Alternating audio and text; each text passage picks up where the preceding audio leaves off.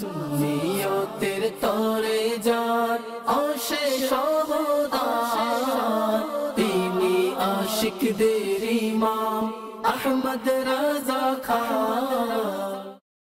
আলহামদুলিল্লাহি রাব্বিল আলামিন ওয়াসসালাতু ওয়াসসালামু আলা সাইয়্যিদিল মুরসালিন, আম্মা বা'দ, ফাআউযু বিল্লাহি মিনাশ শাইতানির রাজীম। বিসমিল্লাহির রাহমানির রহিম। আসসালাতু ওয়াসসালামু আলাইকা ইয়া রাসূলাল্লাহ ওয়া আলা আলিকা ওয়া আসহাবিকা ইয়া হাবিবাল্লাহ। আসসালাতু ওয়াসসালামু আলাইকা ইয়া নবিয়াল্লাহ ওয়া আলা আলিকা ওয়া আসহাবিকা ইয়া নূরাল্লাহ। মাদানী চ্যানেলের দর্শক শ্রোতা, আপনাদের সামনে উপস্থিত হয়েছি আলা হযরত রাহমাতুল্লাহি তাআলা আলাইহি ও উম্মতের সংশোধন অনুষ্ঠান নিয়ে। এই অনুষ্ঠানের মাধ্যমে আমরা জানতে পারছি আলা হযরত রাহমাতুল্লাহি তাআলা আলাইহি এর জীবনী উম্মতে মুসলিমার জন্য কতটুকু সংশোধন হওয়ার উপায়, আলা হযরত রাহমাতুল্লাহি তাআলা আলাইহি এর উম্মতের সংশোধনের উপরে কেমন অবদান রয়েছে, আলা হযরতের লেখনী, আলা হযরতের বয়ান, আলা হযরতের দর্স তথা শিক্ষা শিখানোর ব্যবস্থা, এগুলোর মাধ্যমে মানুষ কেমন উপকৃত হয়েছে এবং আলা হযরত রাহমাতুল্লাহি তাআলা আলাইহি উম্মতে মুসলিমার সংশোধনের জন্য কি কি কাজ করেছেন, এই বিষয়গুলো আমরা এই অনুষ্ঠানের মাধ্যমে জানতে পারছি। আজকেও একটি নির্দিষ্ট বিষয়ে আমরা আলোচনা করব। আজকের আলোচনার বিষয় হলো আলা হযরত রাহমাতুল্লাহি তাআলা আলাইহি এর নবী করিম সাল্লাল্লাহু তাআলা আলাইহি ওয়াসাল্লামের বাণী এর উপর দৃঢ় বিশ্বাস, এই সম্পর্কে আমরা আজকে আলোচনা শ্রবণ করব।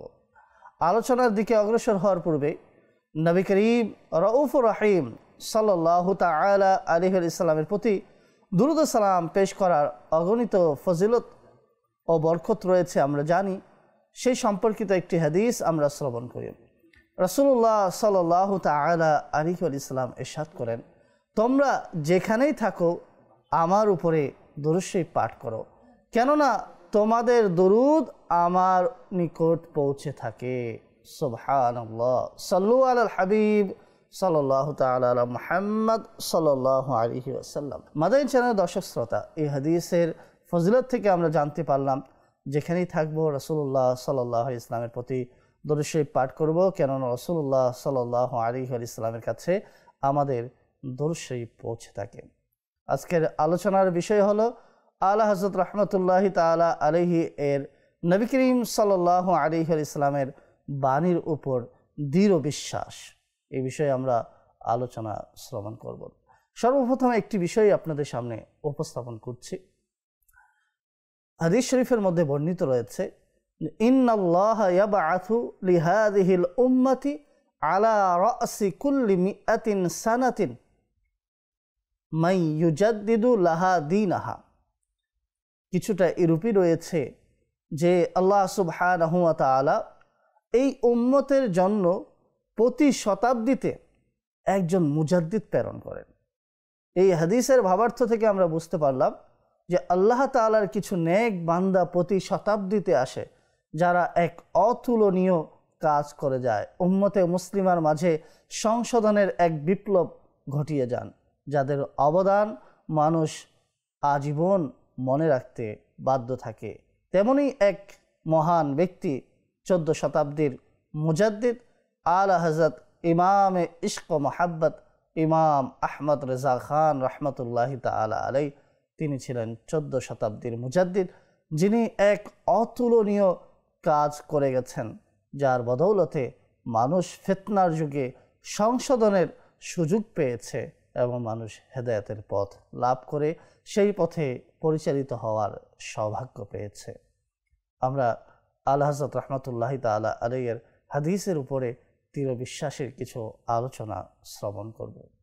একবার কেউ আলা হযরত রাহমাতুল্লাহি তাআলা আলাইহিকে নিজের ঘরে দাওয়াত দিলেন, আর সেখানে এমন কিছু খাবার উপস্থাপন করা হলো যা আলা হযরত রাহমাতুল্লাহি তাআলা আলাইহির স্বভাবের অনুযায়ী ছিল না এবং সেগুলো আলা হযরত রাহমাতুল্লাহি তাআলা আলাইহির জন্য ক্ষতিকর ছিল। কিন্তু তিনি যিনি দাওয়াত দিয়েছে তার সন্তুষ্টির জন্য এই দোয়া পাঠ করে আহার করলেন। দোয়াটি ছিল বিসমিল্লাহিল্লাযী লা ইয়াদুররু মা ইসমিহি শাইউন ফিল আরদি ওয়ালা ফিস সামাই ওয়া হুয়াস সামিউল আলিম। এই দোয়াটি পাঠ করে আলা হযরত রাহমাতুল্লাহি তাআলা আলাইহি খাবার খেয়ে নিলেন। কেমন খাবার খেলেন?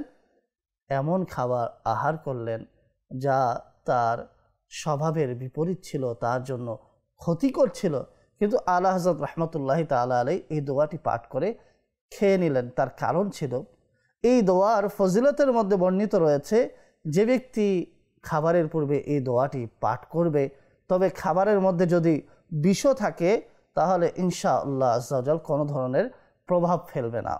যেহেতু বর্ণনার মধ্যে এটি পাওয়া গিয়েছে, আলা হযরত রাহমাতুল্লাহি তাআলা আলাইহি দৃঢ় বিশ্বাসের সাথে সেই খাবারগুলো আহার করে নিয়েছেন। যেহেতু রেওয়ায়েতের মধ্যে রয়েছে যে ব্যক্তি এই দোয়াটি পাঠ করে আহার করবে তবে খাবারের মাঝে যদি বিষও থাকে তাও প্রভাব ফেলতে পারবে না। আলা হযরত রাহমাতুল্লাহি তাআলা আলাইহি এই হাদিসের উপরে অটল বিশ্বাসের প্রমাণ দিলেন এবং আলা হযরত রাহমাতুল্লাহি তাআলা আলাইহি আমাদেরকে একটি শিক্ষা দিয়ে গেলেন, একটি মেসেজ দিলেন যে উম্মতে মুসলিমা, যেহেতু আমরা রাসূলুল্লাহ সাল্লাল্লাহু আলাইহি ওয়াসাল্লামের উম্মত, আমাদের উচিত হলো রাসূলুল্লাহ সাল্লাল্লাহু আলাইহি ওয়াসাল্লামের প্রতিটি বাণীর উপরে দৃঢ় বিশ্বাস রাখা। এটি আলা হযরত রাহমাতুল্লাহি তাআলা আলাইহির জীবনী থেকে আমরা শিখতে পাই। আলা হযরত আমাদেরকে এদিকেই সংশোধন করছে যে আমরা দুনিয়াবি মানুষের কথায় খুব দ্রুত বিশ্বাস করে ফেলি, খুব দ্রুত গতিতে একজন অপরিচিত মানুষের সাথে পরিচিত হওয়ার পরে আমরা বিশ্বাস করতে সক্ষম হয়ে যাই, কিন্তু দ্বীনের ক্ষেত্রে, শরীয়তের ক্ষেত্রে আমরা রাসূলুল্লাহ সাল্লাল্লাহু আলাইহি ওয়াসাল্লামের বাণীর উপরে যেভাবে আমাদের দৃঢ় বিশ্বাস থাকা উচিত, সেই দৃঢ় বিশ্বাসের প্র্যাকটিক্যাল নমুনা আলা হযরত রাহমাতুল্লাহি তাআলা আলাইহির জীবনী আপনাকে আমাকে শিক্ষা দিচ্ছে। এভাবে যদি আমরা আরও লক্ষ্য করতে থাকি যে আলা হযরত রাহমাতুল্লাহি তাআলা আলাইহি কেমন মুজাদ্দিদ ছিলেন, আমরা কতই বড় সৌভাগ্যবান যে এমন আলা হযরতের মতো ব্যক্তিত্বর অনুসরণ করার সৌভাগ্য অর্জন করেছি। আলা হযরত রাহমাতুল্লাহি তাআলা আলাইহির কেমন জীবনী ছিল যা উম্মতে মুসলিমার জন্য সংশোধনের কেমন উপায় ছিল তা আমরা বুঝতে পারছি। আমরা বড়ই সৌভাগ্যবান যে আলা হযরত রাহমাতুল্লাহি তাআলা আলাইহির ইমামকে অনুসরণ করার সৌভাগ্য পেয়েছি। আলা হযরত রাহমাতুল্লাহি তাআলা আলাইহির আরেকটি ঘটনা শ্রবণ করি এবং এই ঘটনার মাঝেও উম্মতে মুসলিমার জন্য সংশোধনের উপায় রয়েছে। একবার আলা হযরত রাহমাতুল্লাহি তাআলা আলাইহি হজের উদ্দেশ্যে পবিত্র হিজাজের মধ্যে উপস্থিত হলেন। সেখানে তিনি অনেক বেশি অসুস্থ হয়ে গেলেন। মুহররমের শেষ দিনগুলোতে তিনি একটু সুস্থতা অনুভব করলেন। তখন তিনি রাহমাতুল্লাহি তাআলা আলাইহি নিজেই বলেন যে সেখানে একটি সরকারি গোসলখানা ছিল, সেখানে তিনি গোসল করলেন। গোসল করার পরে বের হলেন। তিনি বলছেন যে আমি দেখলাম বাহিরে মেঘ রয়েছে। তো তিনি আরও বলছেন যে হেরাম শরীফ পৌঁছাতে পৌঁছাতে বৃষ্টি শুরু হয়ে গেল। আলা হযরত বলছেন আমার সেই হাদিস স্মরণ চলে আসলো যে হাদিসের মধ্যে রয়েছে যে ব্যক্তি বৃষ্টি বর্ষণের সময় তাওয়াফ করে সে আল্লাহ তাআলার রহমতের মধ্যে সাঁতার কাটতে থাকে। আল্লাহু আকবার। এই হাদিস আলা হযরত রাহমাতুল্লাহি তাআলা আলাইহি শুনেছিলেন। এই হাদিস শোনার পরে আলা হযরত রাহমাতুল্লাহি তাআলা আলাইহি দ্রুত গতিতে হাজরে আসওয়াদকে চুমু দিলেন এবং দেওয়ার পরে বৃষ্টি বর্ষিত অবস্থায় 7 বার তাওয়াফ করলেন। পুনরায় অসুস্থ হয়ে গেলেন, জ্বর চলে আসলো। একজন ব্যক্তি বলল, একটি দঈফ হাদিসের জন্য তুমি নিজের শরীরের এই অসতর্কতা অবলম্বন করলে, নিজের শরীরের জন্য সতর্কতা অবলম্বন করলে না? তখন আলা হযরত বলছেন যে আমি বললাম হাদিস দঈফ হতে পারে, তবে আমার আশা ভরসা অনেক মজবুত। আল্লাহু আকবার। আলা হযরত রাহমাতুল্লাহি তাআলা আলাইহি আমাদেরকে শিক্ষা দিলেন, উম্মতে মুসলিমাকে এই দিকে ধাবিত করলেন যে কোনো বিশেষ ব্যক্তির কথায় ধাবিত না হয়ে রাসূলুল্লাহ সাল্লাল্লাহু আলাইহি ওয়াসাল্লামের বাণীর দিকে যেন আমরা ধাবিত হই।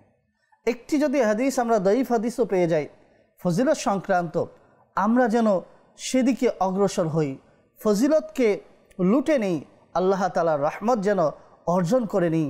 এটাই আলা হযরত রাহমাতুল্লাহি তাআলা আলাইহির বাস্তব জীবনী আমাদেরকে শিক্ষা দিল। আলা হযরত রাহমাতুল্লাহি তাআলা আলাইহির জীবনী থেকে আমরা এদিকটি খুঁজে পেলাম যে আমরা যেন শুধুমাত্র হাদিসের মান নির্ণয়ের মধ্যে ব্যস্ত না হয়ে যাই, বরং আমরা আলা হযরত রাহমাতুল্লাহি তাআলা আলাইহির অনুসরণ করে হাদিসের মধ্যে যে ফজিলত রয়েছে সেটাকে আমরা যেন অর্জন করতে পারি। এটাই আলা হযরত রাহমাতুল্লাহি তাআলা আলাইহির জীবনী আমাদেরকে শিক্ষা দিচ্ছে। এইভাবেই আলা হযরত রাহমাতুল্লাহি তাআলা আলাইহির জীবনী পদে পদে উম্মতে মুসলিমাকে বিভিন্ন বিষয়ে সংশোধন করছে। আলহামদুলিল্লাহি আযজা ওয়া জাল। এভাবে যদি আরেকটি বিষয় দেখি যে আলা হযরত রাহমাতুল্লাহি তাআলা আলাইহি একবার অসুস্থ হলেন। আলা হযরত রাহমাতুল্লাহি তাআলা আলাইহি স্বয়ং বলেন 1300 হিজরির জমাদিউল উলা মাসে তিনি বিশেষ কিছু লেখনির জন্য একেবারে ছোট ছোট লেখা বিশিষ্ট কিছু কিতাব 1 মাস পর্যন্ত তিনি দেখতে থাকেন। যখন অনেক বেশি উত্তপ্ত তাপ হতো তো তিনি ঘরের ভিতরে এই বিষয়টি লিখতেন। বয়স তখন আলা হযরত রাহমাতুল্লাহি তাআলা আলাইহির 28 ছিল। তিনি হঠাৎ চোখের মধ্যে একটু অন্ধকার দেখা শুরু করলেন, কিন্তু লেখনীর মধ্যে এত বেশি মগ্ন ছিলেন যে সেটি তিনি ভালোভাবে উপলব্ধি করতে পারলেন না। যে একদিন প্রচণ্ড গরম ছিল, প্রচণ্ড গরমের কারণে আলা হযরত বলছেন যে লিখতে লিখতে আমি গোসল করলাম, মাথার মাঝে পানি পড়া মাত্রই কোনো একটি বস্তু মাথা থেকে ডান চোখে নেমে আসলো। বাম চোখ বন্ধ করে যখন ডান চোখ দিয়ে দেখলাম তখন আলা হযরত রাহমাতুল্লাহি তাআলা আলাইহি কিছু অনুভব করলেন যে কোনো কিছু অন্ধকার দেখা যাচ্ছে এবং সেই অন্ধকারের নিচে যা কিছু রয়েছে তা একেবারে অস্পষ্ট বোঝা যাচ্ছে। তো তিনি বলছেন যে সেই সময় আমাদের এখানে একজন দক্ষ গবেষক ডাক্তার ছিল, আমার উস্তাদ জনাব গোলাম কাদের বেগ সাহেব অনেক জিদ করলেন যে আমি যেন তাকে আমার চোখের বিষয়ে বলি এবং দেখাই। আমি চিকিৎসা করাই বা না করাই সেটা আমার ব্যক্তিগত ব্যাপার, কিন্তু তিনি আমাকে অন্তত ডাক্তারকে দেখানোর পরামর্শ দিলেন। ডাক্তার যখন ভালোভাবে দেখলো সে বলল যে অনেক বেশি কিতাবের দিকে তাকিয়ে থাকার কারণে এই অবস্থা হয়েছে, তিনি যেন আর 15 দিন অন্তত কিতাবের দিকে দৃষ্টিপাত না করেন। আলা হযরত বলছেন 15 দিন তো দূরের কথা, 15টি মুহূর্ত আমার জন্য কিতাব থেকে দূরে থাকা সম্ভব ছিল না। এইভাবেই আলা হযরত বলছেন যে আমাকে মৌলভী হাকিম সৈয়দ আশফাক হুসাইন সাহেব মরহুম সাহওয়ানি বললেন যে এটা চোখ থেকে পানি পড়া যে রোগ রয়েছে তার আলামত, এটা আস্তে আস্তে হতে পারে যে 20 বছরের মধ্যে এই চোখ থেকে পানি পড়া শুরু হবে এবং এটার কারণে দৃষ্টিশক্তি আস্তে আস্তে চলে যাবে।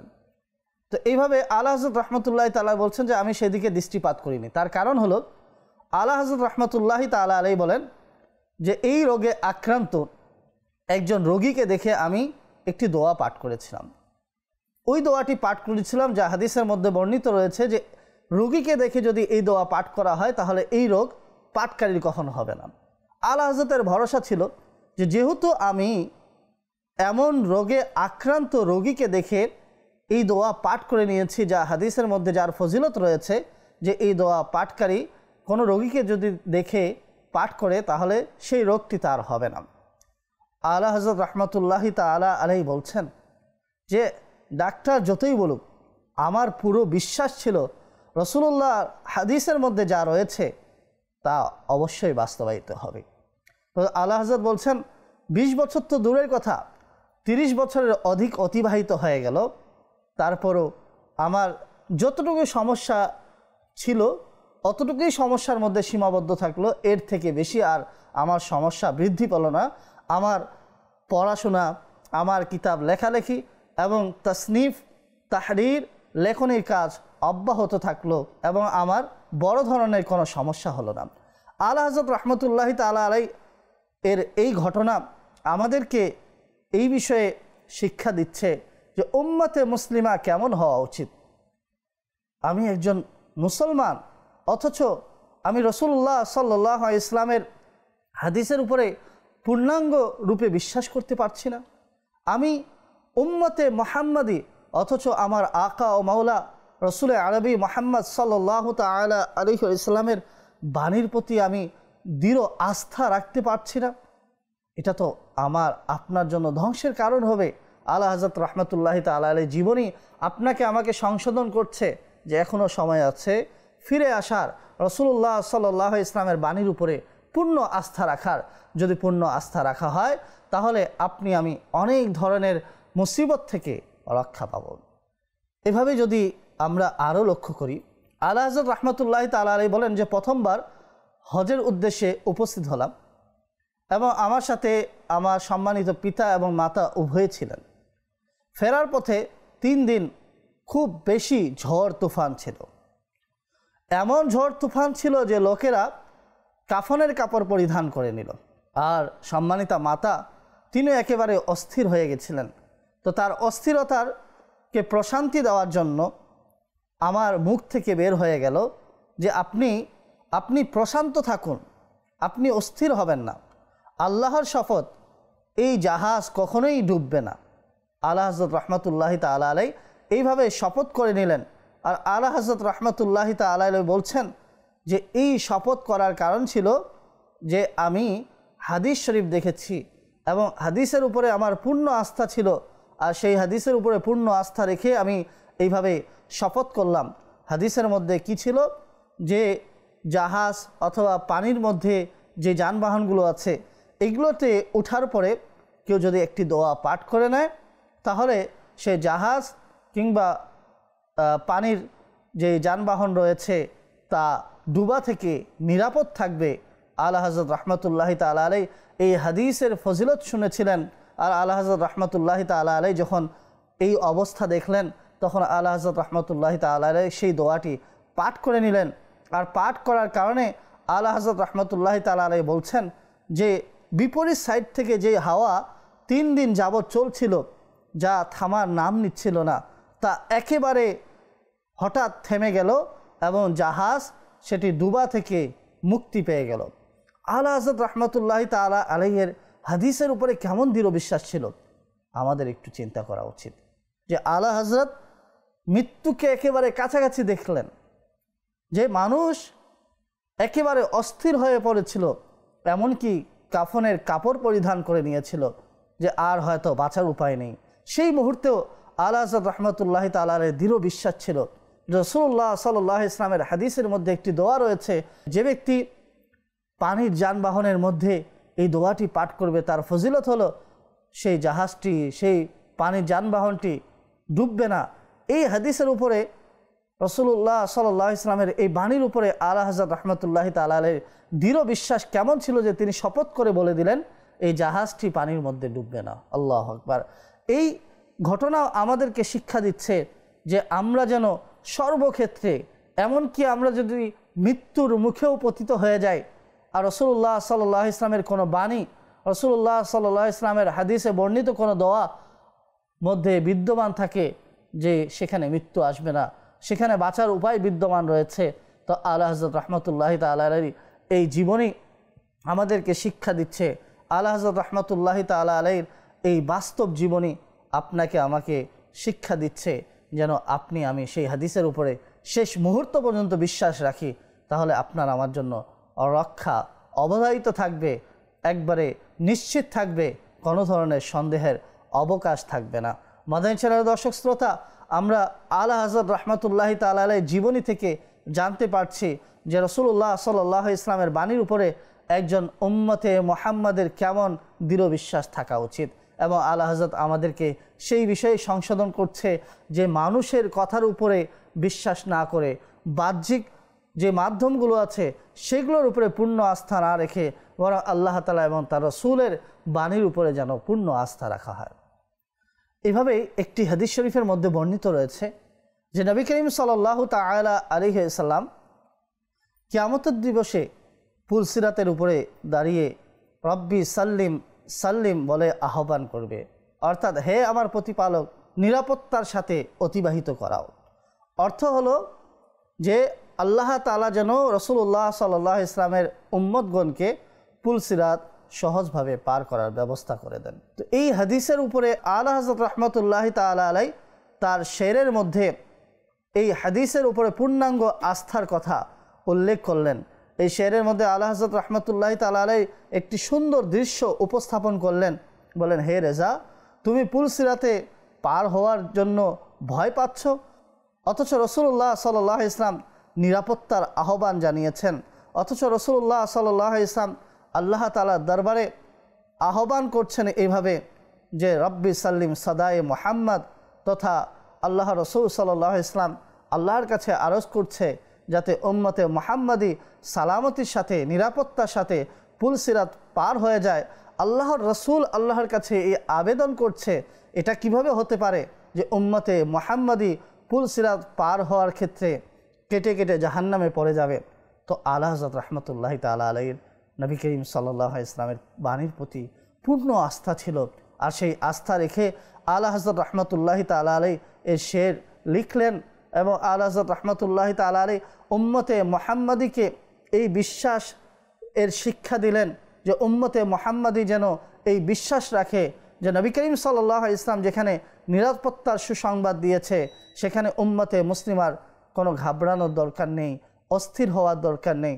উম্মতে মুহাম্মাদির সবসময় অটল বিশ্বাস আস্থা রাখা দরকার। এটা আলা হযরত রাহমাতুল্লাহি তাআলা আলাইহি তার জীবনী থেকে আমাদেরকে শিক্ষা দিলেন, বাস্তব শিক্ষা দিলেন।